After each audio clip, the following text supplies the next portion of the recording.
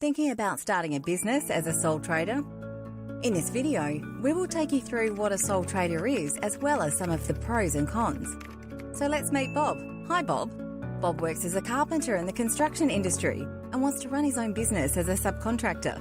Before Bob gets too excited though, he needs to make sure he understands a few things first. First, Bob needs to understand what operating as a sole trader means. A sole trader is an individual running a business. It is the simplest and cheapest business structure. Did you know?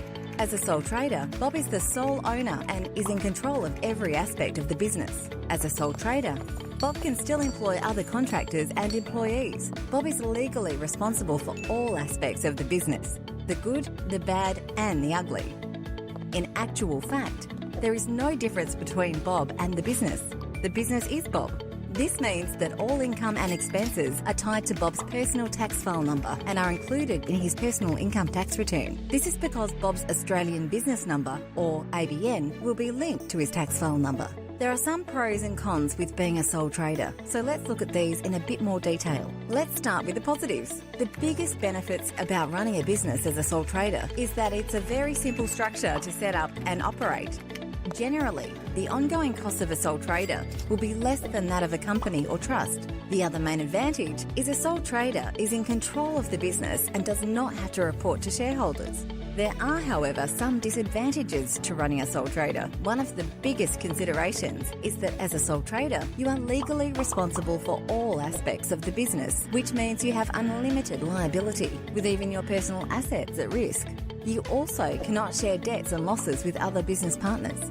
Other potential disadvantages are that from a tax planning and tax minimisation perspective, there are less options available to a sole trader compared to a company or trust. A sole trader will also have less options to raise capital for funding the operations of the business.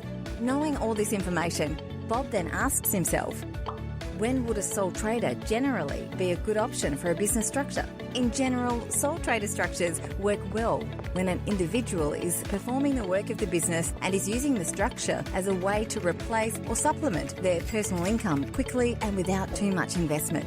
Examples include people like Wendy, who does some after-hours music teaching as a second source of income, or Dave, who is a brickie who works for several builders, or even a mobile mechanic, Tim, who works full-time by himself servicing cars.